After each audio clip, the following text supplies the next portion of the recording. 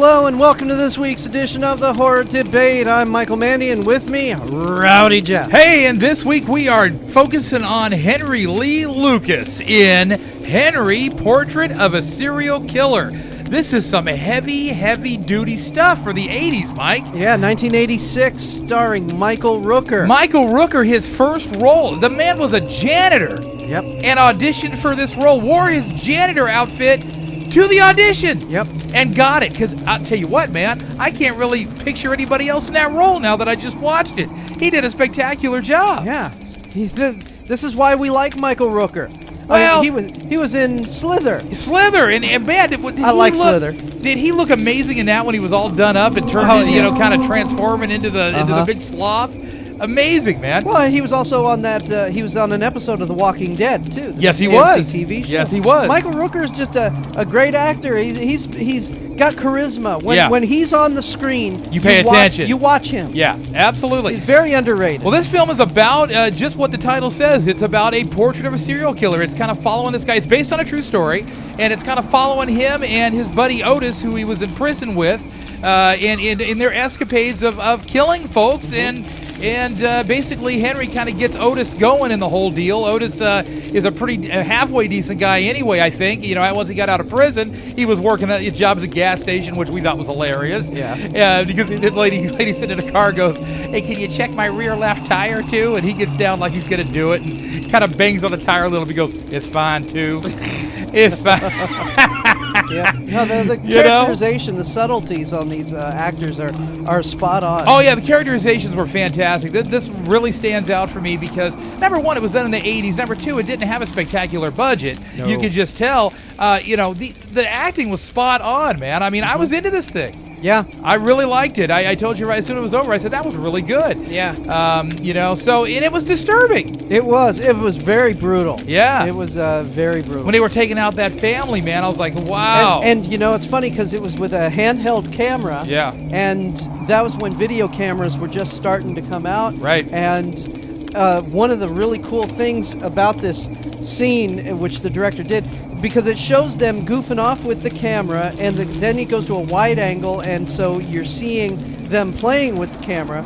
So when you see the family massacre scene, you're watching through the camera, you think it's really happening, but then the camera slowly pans out, and you see it's them watching the video. Yes. How it just kind of admiring their work. Exactly. Yeah. That was creepy, Mike. I mean, really creepy vibe. And then, Otis, once Michael Rooker, a.k.a. Henry, takes off to get some air, Otis takes it upon himself to basically get a little nice with his sister. Yeah. And, and of course, Henry ain't digging that. So, spoiler warning. Things ensue. But, hey, you know what? You got to see this film. It's a dirty, brutal film. It's a dirty, nasty film, man, Yeah. but you got to see it. You got to see very, it. very well I got made. a lot of respect for Rooker, and as a matter of fact, I got a lot of respect for Towles, the guy that played the Otis character. I mean, man, did he have a creepy smile or what? We were talking about that. Tom Towles, we think that he and Sid Haig. Sid must be brothers. They got to be long-lost siblings They somewhere, got the man. same nose and the same buck teeth. And the lips even, and the chin, everything. I mean, from like the eyes down. The same underbite. Yeah, they look almost identical, man. And even the way they talk, the lingo, it was very, very close. Wow, I'm just kind of stunned. I did not expect this out of this film. You have been asking me to watch this one for a while. A long while. And we sat down today. We couldn't find anything suitable for our that we could agree on today. So finally I said, screw it, man. Let's throw Henry on and let's check it out, right? So and I'm happy we did, man. I'm coming away pretty satisfied from this. Yeah, I think I left my copy of Cannibal Holocaust at your house. Oh, well. We spent hours. Don't worry, I won't be spinning it anytime soon. So it's all good. And Teeth too, probably. Yeah. I got to watch Teeth. But I'll have to get another copy of those.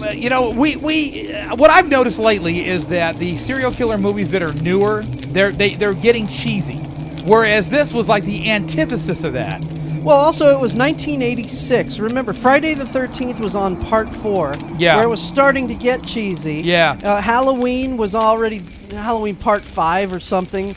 And this snaps you right back into reality, though. Yes, those were glossy Hollywood productions Yeah. with the whole ha ha chew, chew, chew. Oh, well, we heard a little bit of Halloween in this movie, yeah, Mike. the music was kind of They similar. borrowed to a little bit. It was in the same vibe, which was kind of neat. Yeah. Seeing, hearing classy music on a gritty film. Kind of a little bit more realistic vibe, a lot more realistic vibe to this movie, but it was interesting hearing that style of music kind of And like when they were juxtaposed to this. when they were driving the car down the streets of Chicago and you see the fog coming off the street Yeah. and you hear the drums that were, I don't want to say they were electronic, but they had a lot of artificial reverb on them to make them boom a lot more. Ambiance is a good word for this movie. There's a really decent ambiance going on that keeps you kind of into the whole vibe, the dirty. I mean, their little apartment was so dirty. And, yeah, you could see cockroaches I mean, on the floor. disgusting. And oh man. And then when she made that fish, and she Oh, was gutting yeah. the fish.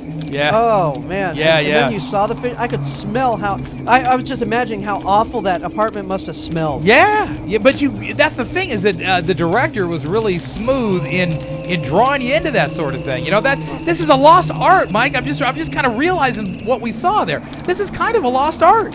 When was the last really good serial killer movie that you saw that's fairly new? That made you feel dirty? Yeah, well, Chaos made us feel dirty. Yeah, Chaos. We mention that movie a lot because it is like the top level of disgusting. A Human Centipede 2, probably. I think that's that. I was just going to say that as far as like actual That made me disgusting want to material. take a shower after watching that. Chaos did too. I did take a shower after watching Chaos. That was ridiculous.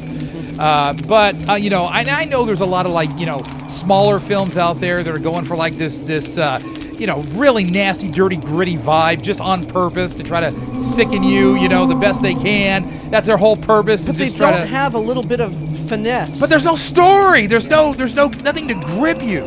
This movie had the grip. And it brought you in, and then you were disgusted and repulsed, and then you were still gripped. And you still wanted to watch the rest. I don't want to say you cared about the characters, but you followed the characters. Well, you know what? Honestly, I have to say that Otis was endearing. He had an endearing quality about him because he was funny. Even when he turned, I don't want to say, he found something he liked, and he got the ball and ran with it. Yeah. And that's kind of what pissed off Michael Rooker.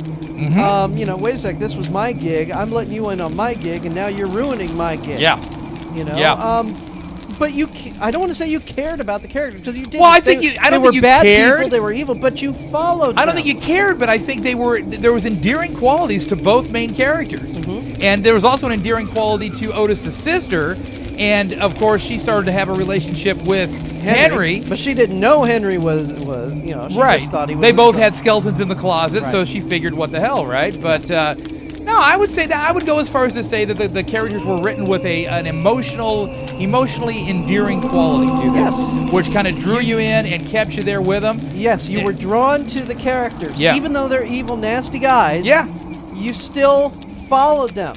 It's not like some movies where you saw like Chaos. This guy is so gross and disgusting and ew. And you know what? I wish someone would shoot him now and spare me this movie. Absolutely. I want the time to I invested in this movie. But God, did he play that character right? I mean, he played that character right. Yeah. But this is it's a texture thing. It's almost like there's good and bad to everybody, and you kind of see this in this film. There's a little bit of good, a little bit of bad to both these guys. So.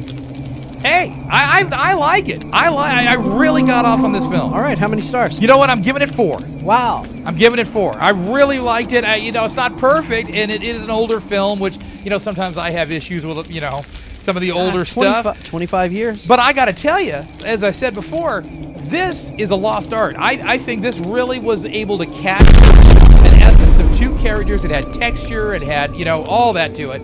And like I said, with the good and bad thing. That's kind of a lost art too. You don't see that very often anymore. It's hard to get a movie with a bad main character that and you hold feel your that attention. you kind of feel for and hold your attention. Hold your attention. So and I don't think Henry was probably born a bad guy. I think his experiences as a younger as they went into in the movie, and this was based on a true story, by the way.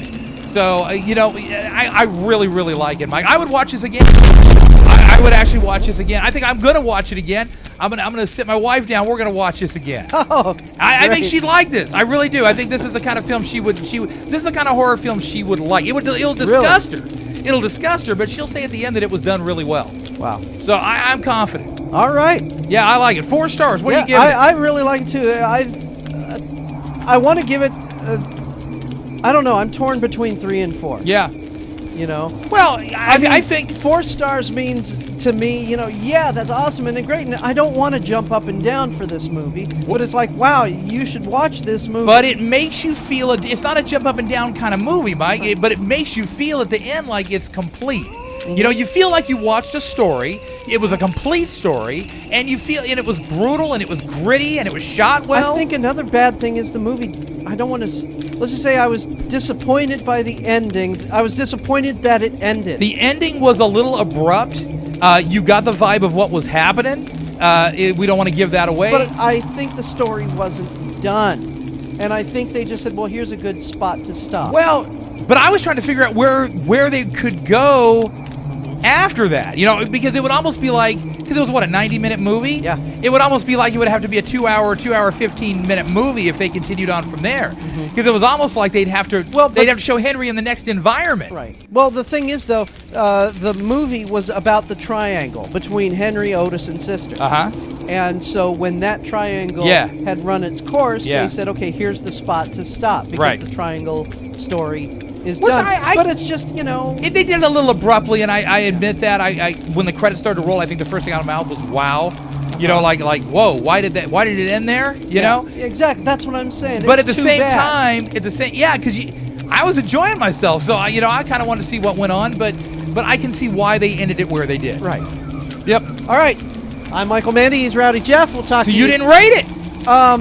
You said between 3 and 4. I know. I don't know. Come on, Mike, commit yourself. Give me something. All right, I'll give it 4 stars. 4 stars. Right, it's worth every star. It's worth it. All right. I'm Michael Mandy. He's Rowdy Jeff. Talk to you next week at the Horror Debate. Ha ha.